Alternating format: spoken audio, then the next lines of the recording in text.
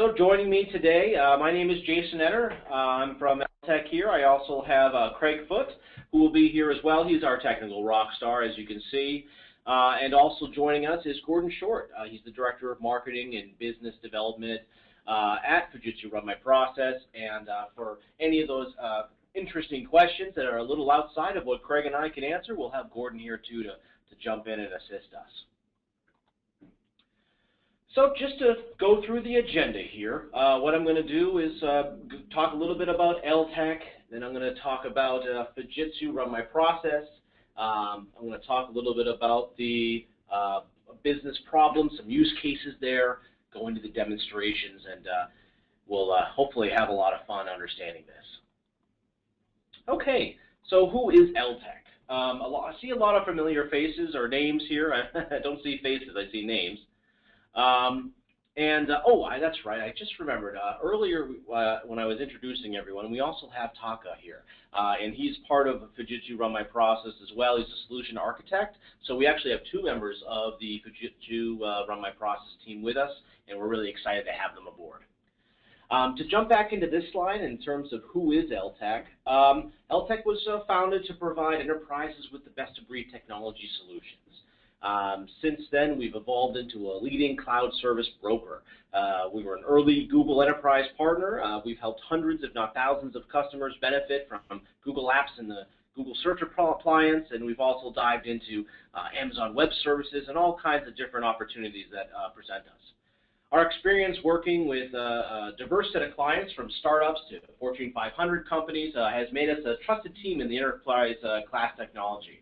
We offer pre-deployment, planning, discovery services, technical setup, configuration, migration, training, change management, communication, and post-production support. Also, of course, we offer application development, architecture, design, analysis, soup to nuts. You know, we really offer, our goal is that if you have an interest in cloud technology, we work with multiple partners and multiple different technologies, and our hope is that we can collide all those together and make them work for you in a customized fashion.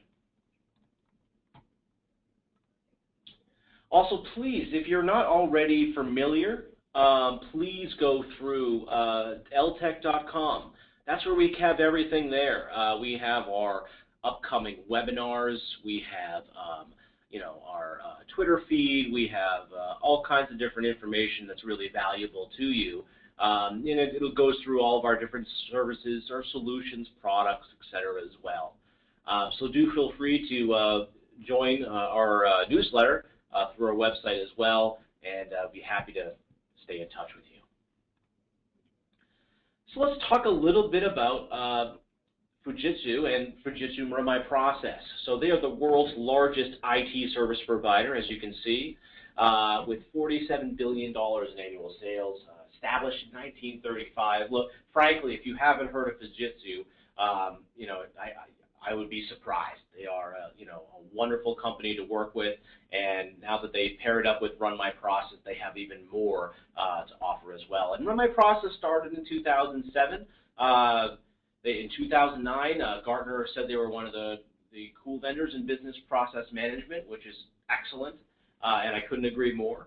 And then just recently, in April 2013, they were acquired by Fujitsu, and that's why we're all talking today. So let's jump into this. Okay, so the business problem that we're all talking about today, right? It used to be that every form of communication required a pair of shoes and a handshake, right? People would meet eye to eye. With virtualization becoming the norm, those days are far gone, and the expectation of workload has shifted dramatically. Many of you have already started to adopt cloud technologies and are using Google to support your email, your calendar communication, and using it as a document store to create spreadsheets. Presentations like this. This is created, as you can see right here. Look at that, docs.google.com, right? We live and breathe in the cloud already, and that's how we manage most of our business communication. But what about those applications that were on, or still maybe are on SharePoint, or you have general workflows? Perhaps you have Lotus Notes applications and other processes that were pre-existing before you started moving into this cloud technology. Well, that's, what we're going to talk about today. With that whole, now that you're using Google Apps, or you might be using Google Apps or any type of cloud technology, the idea is that you have this access anywhere you want, right? People have smartphones, tablets, and that's exactly what people are expecting when they have, the technology in front of them. They want the information, the data in front of them as well. And with that is automation, right? Social media and the smartphone has changed the way we access technology today. 98% of Americans own a mobile device, and 40% of these are smartphones. 95% of Americans use cloud services in their consumer lives, and it's just something that's become a part of us. If I'm not in front of my desktop and I have my iPad in front of me, or maybe I have my S3 in front of me, it doesn't really matter. I still have access to my files. I have access to my mail.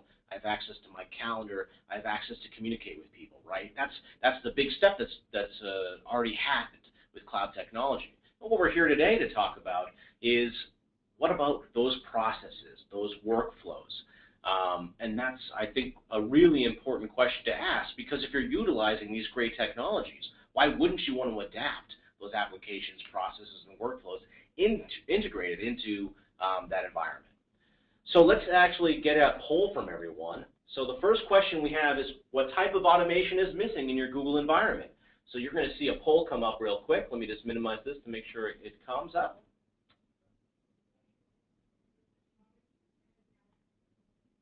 See. There it is. Make sure you answer your question and we'll get started. And let's take a look here at what we have for the results. Okay, so we have, it looks like, interesting. Okay, so what type of automation is missing, right? A lot of people are feeling onboarding and offboarding employees. I could not agree more. We're going to talk about that too. That's great. So let's jump into some of the use cases. Perfect example is the purchase order. Okay, the purchase order is, how many times have you been slowed down because you're waiting for a signature, right? How many times has your sales team lost an opportunity because Larry didn't sign off on Susan's PO, right? How many times you've been so inundated with spreadsheets and physical pieces of paper that are just mounting up on your desk?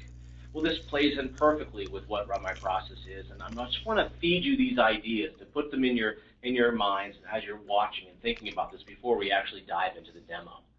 So we talked about, integrating with Google Apps. Now we're talking about integrating with different workflows. There are still so many businesses that we work with that are, although they're adapting to the cloud, they have spreadsheets and, physical pieces of paper that they're relying on to move things along.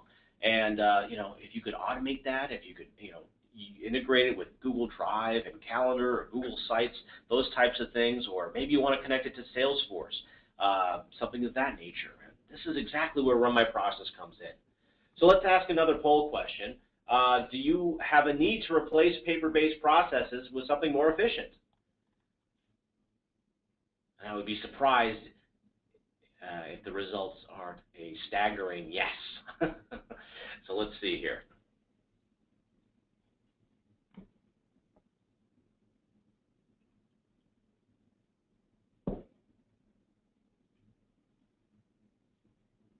Okay, let's see what the results are.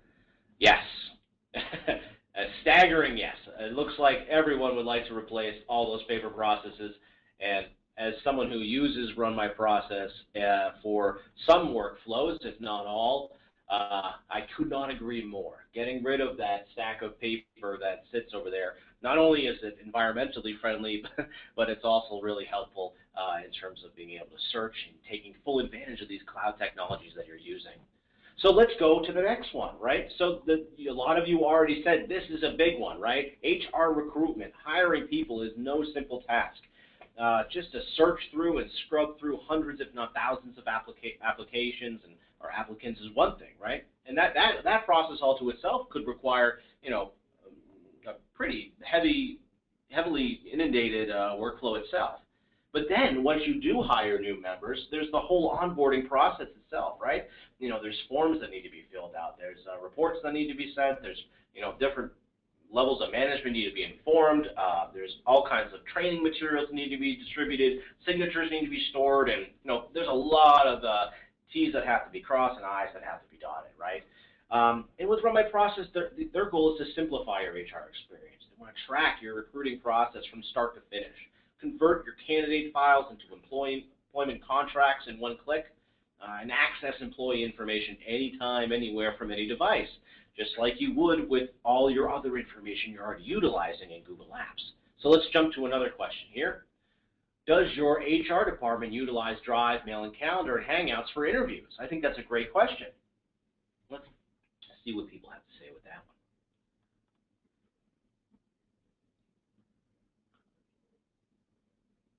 one. I'm actually curious, really curious to see the answer for this, because I love the idea about using Google, to integrate with the interview process. I work with a lot of different recruiting firms that are using Hangouts. They're using, that type of technology. It looks like more people are not utilizing than they are. It's about 57% of the people here are not utilizing that technology for their HR recruitment. Which, you know what, that's very common because you don't think about it. You have this technology in front of you and you're using it for your business, but, there's that outside piece of it, So that's something we want to talk about a little bit more here too. So here's the third use case, right? Field services. A lot of you have people that live in their car, or at the very least they spend less time at headquarters than they do in the corporate office, right, or at headquarters. The flexibility, right, needs to be off-site and still able to record pertinent data. So that becomes a challenge. As you can see, our little buddy right here, he's got his diagram and his walkie-talkie, but ideally if he could be similar to our HR person right here, holding that tablet and entering that same information, looking at those diagrams, entering information, process, sending out, hey, here's our status, where we are, that type of information, automatic, recorded, sent back to HQ would be a lot more beneficial.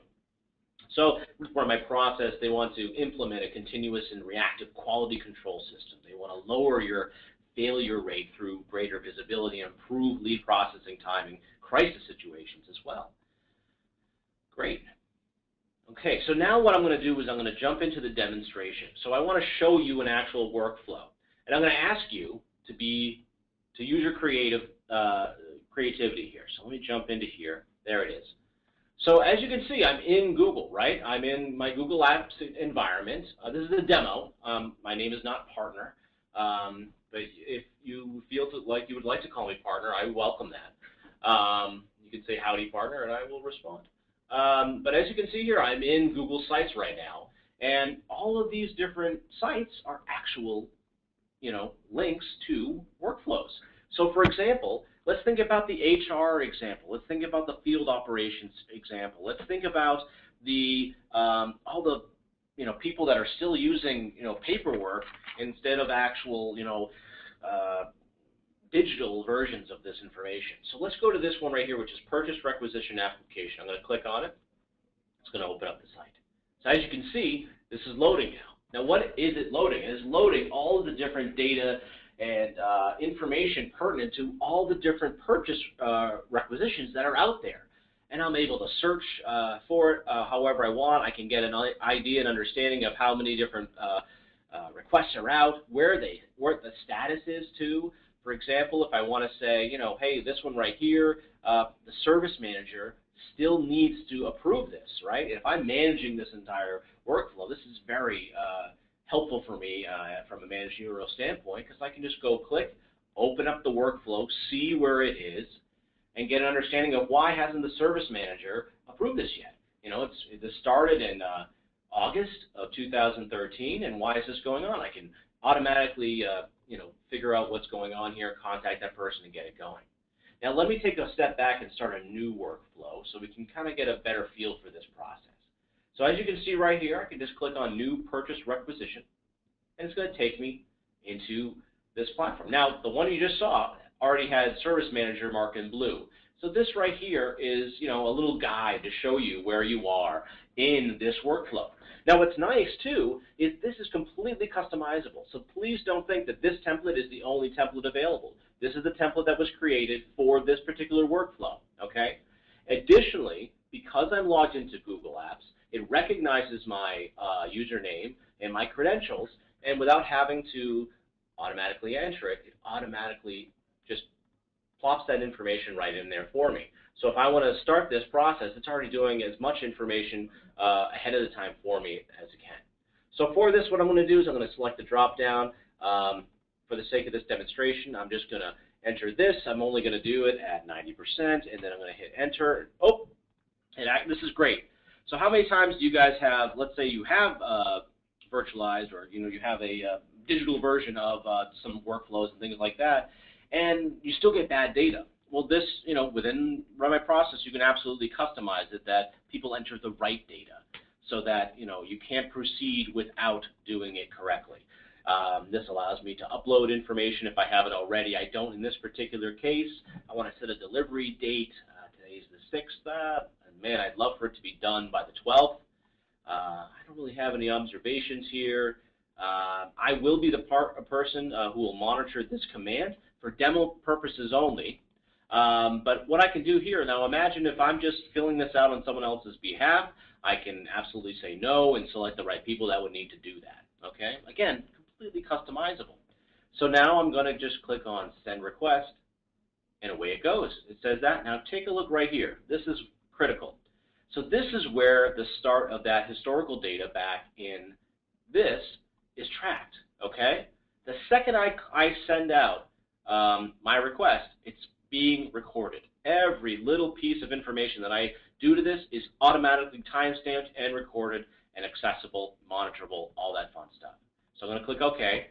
Now here's the thing. Let's pretend that I'm taking off my start of the process hat, and now I need to be in a managerial position to take that next step. So I went into Gmail, and in here I received this template here that says, hey, someone I need to perform the validation here. Now this can be completely customizable as well. So you can have your logos in here, you can add different graphics, templates, whatever you'd like, completely customizable.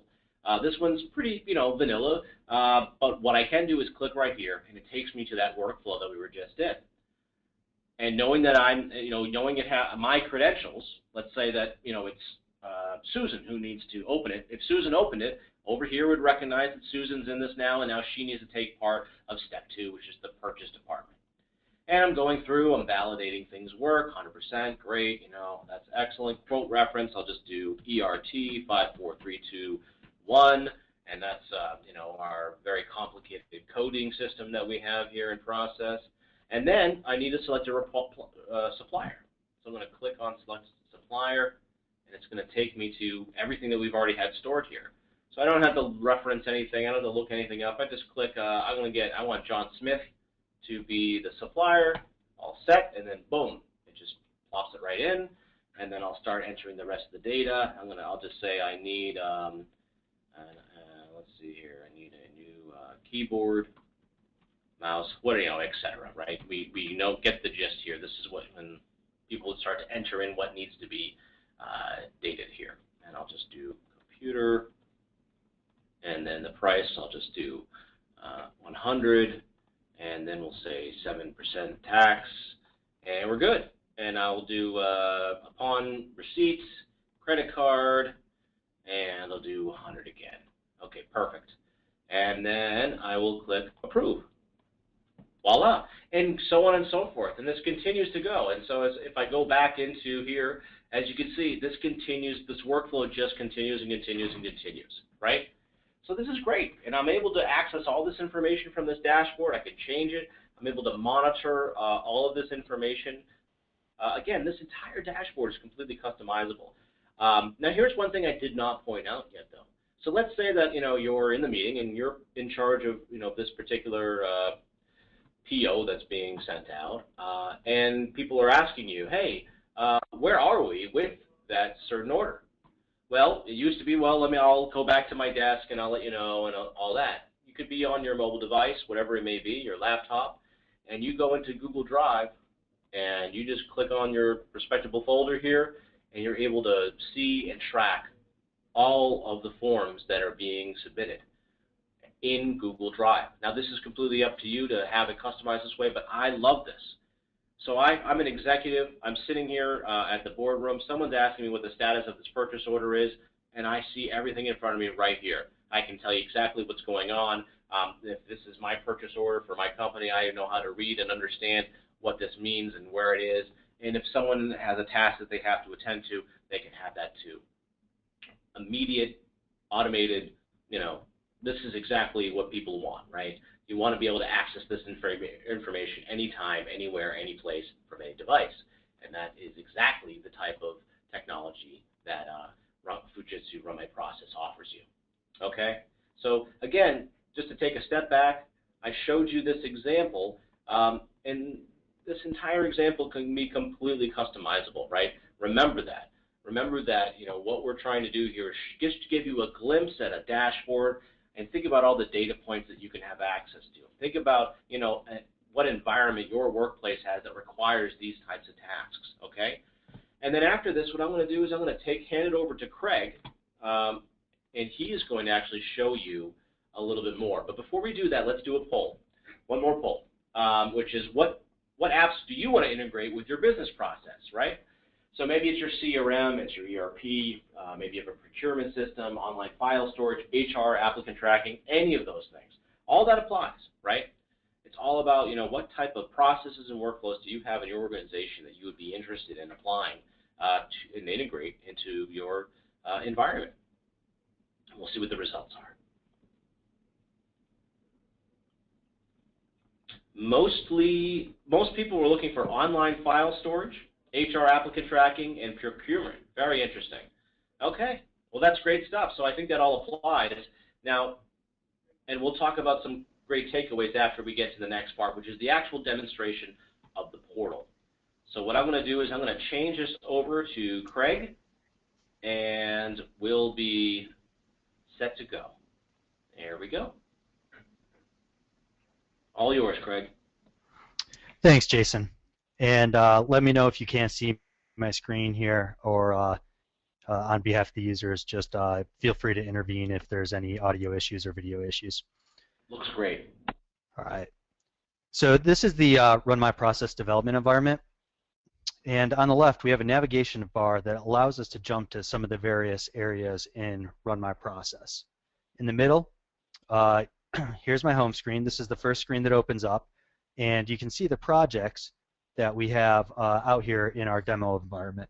So these are the projects that I have access to. Jason might have some additional projects out here. If you were a super user, let's say that maybe I didn't have access to some of those projects. I've also opened up a few of the various demo assets that we're going to be using today in order to just simplify the experience here. But all those assets can be opened. For example, the demo tab opens. When I click on my demo project, it opens this tab for us that shows us the assets that belong to that project. Just to get started, I want to illustrate one of Jason's earlier points. There are over 1,000 connectors in Run My Process that will help you in integrating with various systems like Google Apps, Salesforce.com, Box.net, Bugzilla, Dropbox, Sugar CRM, and there's a lot of other ones in there. So I'm going to go ahead and open up the connectors area. I already had this opened up here, but I could also access that by clicking on under Libraries on Connectors. And we can just sort of scroll through a list of all the available connectors. So if I scroll down, probably of primary interest, you can see that I've opened up some of the Google Apps connectors just to see all the various functions that are out there out of the box by Run My Process. Run My Process has done most of the hard work for us here, and we can plug in any of these connectors into our processes, set the appropriate variables that will allow us to either read or write from the various systems that are listed out here. So if I wanted a drop-down, let's say, powered by a Google spreadsheet and the values within that Google spreadsheet, Maybe it's a list of managers that's changing fairly rapidly. So we want to enable our end users to update that list on the fly. They can go into the Google spreadsheet, update their spreadsheet, and a drop-down within Run My Process can load the data from that spreadsheet so you can utilize that data in any form. As Jason showed you as well, he showed you a little bit of integration with Google Drive. We have a lot of customers that are also integrating by writing records to Google spreadsheets, at the end of a process, just to track certain statuses and where the process is in the cycle. So I just wanted to take a brief moment here to show the connectors, to illustrate the vast amount of connectors out here. And really, these guys can be integrated pretty easily into any process. So switching gears, I want to take the next 10 minutes or so to go through the development of process in Run My Process. This is by no means going to be an exhaustive demo, as it's really just meant to give you a flavor of how to build some applications in Run My Process. We're actually going to be working through a fairly simple application so that with any luck, everything should be fairly easy to follow here. There are two primary objects in Run My Process that we're going to be concentrating on today.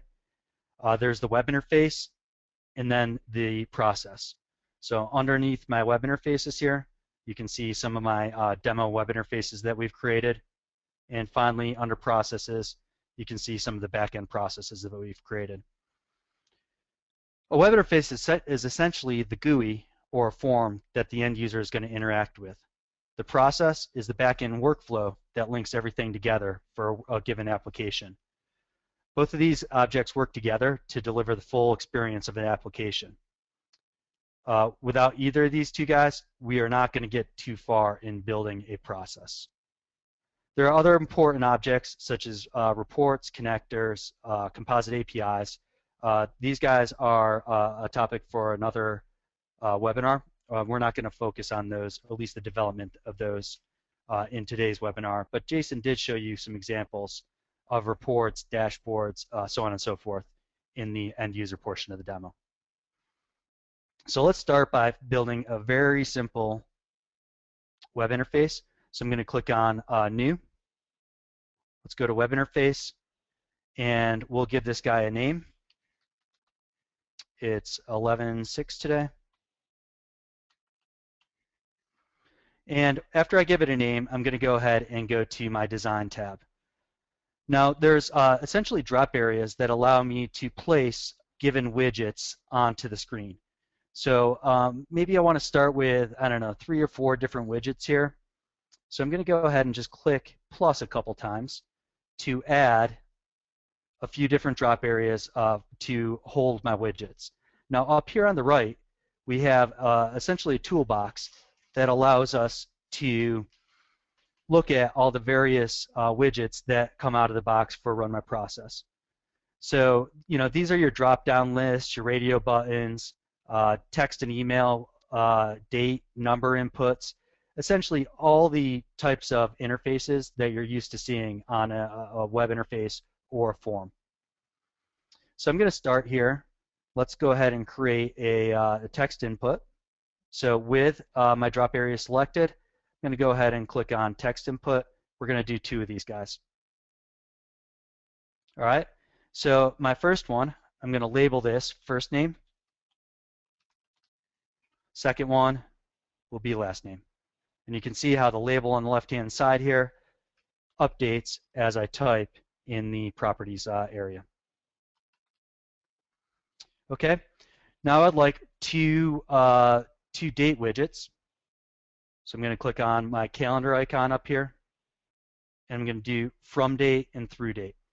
So you can imagine that this is an extremely basic vacation request form, or maybe it's a request for approval for new employees, a contractor, let's say, for the days that they're going to be available on site. We'll go ahead and we're going to call this start date and through date.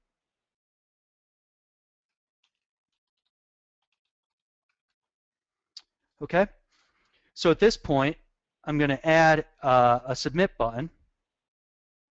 So I'll add another drop-down, and I'm being pretty basic here just by going down the screen, but we can carve these up into different sections if we want a little more of an advanced interface. We can always remove these as needed. So you do have a lot of power in here. Again, we're trying to stay basic just to show some of the basic concepts in the application. Okay, so we're going to call this button Submit. And this button is actually what's going to link to our back-end process. So I've already created a process here for the demo. We'll walk through that in a few minutes. I'm going to choose a process, and I want to choose my demo 1105-2013 process. Okay, so at this point I could go ahead and save my interface. I'm going to go ahead and flip over to an interface that's already been created here, just so we can demo this all the way through. So this interface should be exactly the same, except I added a comments widget as well as a file upload widget, which are these two items right here in the drop area. So let me go ahead and open in test mode just to show you what this looks like. And test mode is sort of nice for developers. I don't have to worry about other users being involved, even though processes are going to be submitted for approval. In test mode, before I push something live, all the emails are coming to me as the developer. So I don't have to worry about firing off inadvertent emails that might get my boss, involved, or Jason involved, or the other users that are going to be in this process. Okay, so let's go ahead and fill this out. Here's my start date. See the little calendar drop down here. Let's say the start date's going to be next Monday through Thursday. We could upload files if we wanted to, add comments, so on and so forth. So once I hit submit here, this is actually going to launch our process. We get a little visual indication of that, and you can see that the action is added to our application history widget. Okay, so I'm just going to open up my other screen here, and I will drag over the email that was sent to me as the approver. So this is a fairly basic email out of the box. We didn't customize this at all, but you can see that we can just click on the link that will open up the next process here. So now, as the approver,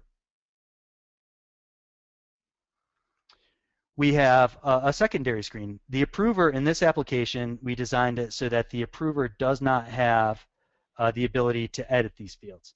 However, in the real world, maybe you want your different levels of approvals to have edit capabilities. We could easily customize for that. Not a big deal at all. The approver also has an approve and reject button. Well, where did those come from? So let's go back to our web interface. And in our demo application, we have a page 2 called approvers. So when we created this, we added a new screen. I'm not actually going to add a new screen at this point. But if I flip over to the approver screen, you can see that these items, these text items, are grayed out. And if I look at the rules for each of these, so back to our properties screen, over to rules, these widgets are no longer active. So that's what controls whether we can edit those or not. I do want these visible, though, for this case. These type of rules will allow you to hide and deactivate widgets or entire sections of a given web page as you go through the approval process. So as we go click down through these are all deactivated for the widgets that we have. However, these guys are active. So the submit button is no longer active for the approver, but we do have 2 new buttons to accept and reject. And attached to these, excuse me, these accept and reject buttons, we have a variable. So we have a variable called state. If we click the approve button, state is going to be okay. If we click the reject button, the state is going to be rejected. Okay? So let's go back to our form here, and I'm going to approve this. Our request is good, and in a couple seconds here, I get an email. telling me, as the originator, congrats, your request has been approved. If we reject, we would get the negative email saying that your request has been rejected. All right, so let's see where all that's controlled. So now I'm going to flip over to the process, and we'll walk over to that fairly quickly. Okay, so this process has two swim lanes. So you can see this everybody lane, we're calling this a swim lane here, and we also have an approvers lane. So the process starts out, everybody in the company can launch this process. As we click the button submit the first time, we go through the launch step, which is a circle here, immediately to the manager approval screen. So let me go ahead and go over to, as I click on manager approval, we have a couple different types of steps that we can integrate with here. We have a manual step, which is simply going to launch a second screen. We can fire off an email for a given step, which we can see for our request rejected and request approved here, that these are email steps. And you can see that some of the other steps are, we can integrate connectors in here, so going back to, integrating with things like Salesforce.com, so on and so forth. We can fire off a script, and we can use sub-processes if needed. So when we look at the manager approval step, we're going to go to basically a web interface. So this is a manual step. So we choose our web interface, select the web interface here, say OK, and then select the desired screen from that web interface. So we might have 3, 4, 5 different screens that in different swim lanes we could display for multiple levels of approval if needed. Okay, so on the manager screen, remember, we had the approve and reject button that were linked up to a variable here called state. So when the manager clicks either accept or reject, there's a decision or a fork in the process here. So this is a split in the process that if the variable is set to reject, if state is set to reject, we're going to follow the reject lane and send off the reject email. OK is default, so as long as they click OK, we're going to go to the email that sends off the congratulations. Looking at these two steps, we have essentially an email, so we're set as an email step. Going into the email, we have control over who it's from, who it's to, the provider. And again, this is very basic, but we can inject variables in here to put in different names, request dates, statuses, dates, anything that's used in your process can be injected into the message. You can also control the formatting down here as well. And you can see that the body for our approved email, congrats, your request has been approved, and the body for the rejected email says, sorry, but your request has been rejected. So finally, we're going to join back up those processes, and we're going to finish our process at the finished item, so our process is then complete. So again, we're just essentially adding steps in here. I'll go through just a very quick example of how some of those steps are added. So I'm going to go back to my demo project and say new process, just to show you a little more from scratch how this is created. Okay, I'm going to go into demo, and the person who's going to launch the role, or the role who's going to be able to launch this, is everybody. Call this CF demo 1106 and create. Okay, so our initial swim lane is everybody. I'm going to add a secondary swim lane by clicking on the plus and approvers. There we go. So now we have 2 swim lanes in our process. And again, these swim lanes control who has access to the individual step. So everybody can launch the application, and only approvers are going to be able to approve a given application.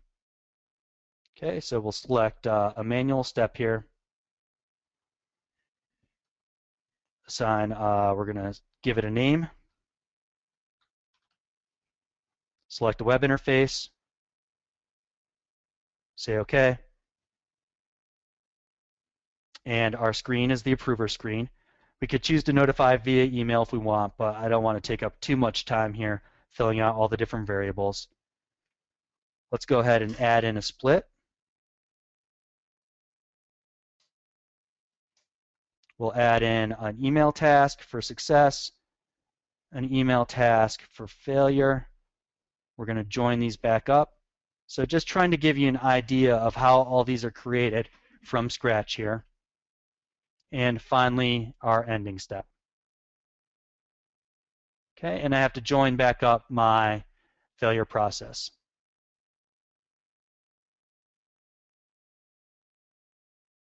And there we go. So we already set this to manual. We would go through and set each of these items to email for our success email and our failure email. We'd have to fill out the from, to, subject fields, so on and so forth. And finally, we would set in our conditions here, which would be our accept and reject. So reject.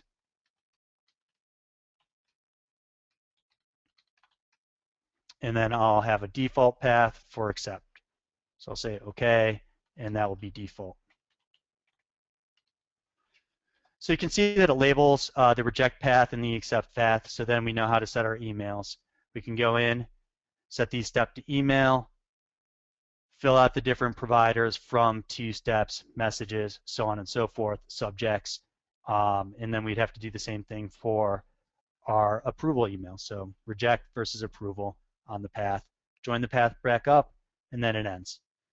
So again, this is a fairly simple example, and this is a bit of a whirlwind tour of the development environment.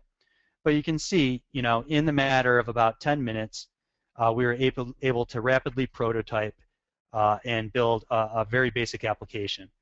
The developers can also do things like apply CSS to skin an application. You can use JavaScript or jQuery to add additional logic. For example, there might be a requirement in an application to calculate a value based on other fields. Or you might have to show or hide a section of a form based on certain conditions. All these things are very possible, using JavaScript, in the advanced case, maybe jQuery, but Run My Process is a very, very powerful application that will allow you to pretty much do anything you could ever dream up. So that is the end of the developer portion of the demo. At this point, I'm going to kick it back to Jason for any final thoughts and in Q&A after that. Excellent. Craig, thank you so much for going through that, and it continues to blow my mind how quickly you can, in just 10 minutes already set up an application. That's great, and I hope that the people attending also are equally as enthused as I am, which is great. We did get a couple of questions. One in particular was regarding the pricing model, right? I think that's a fair question, right? And the way that Fujitsu Run My Process works is they do it very much in the same model as you would with most cloud applications. Is you only pay for how you use and how that works for. There's roughly a minimum monthly payment that is next to nothing, and then from there you only pay for how you use it or when you use it. And we can get into greater detail about that too if you'd like. Also, what I really want to talk about too, though, is the next steps. So hopefully what you've seen, you've enjoyed, and what we'd like to offer to you is a free customized demo of this product. I'd love to get you and Craig on the phone together to review your workflow needs, your processes, applications, whatever it may be. And we'd like to do a customized demo for you to show you what that would look like, just to get a rough idea, to get the ball spinning. And we've done this in the past, and it's been extremely successful. So we'd really like to work with you all in doing that. If you have any questions or you want to see that, you just simply go to ltech.com/runmyprocess. That's going to take you to this site right here. And feel free to just fill out this form right here. Let us know what you want to automate, click submit, and we'll get someone in touch with you right away. Okay?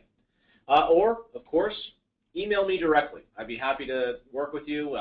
Just Jetter at ltech.com, and I'll work with you, get you aligned with the right people, put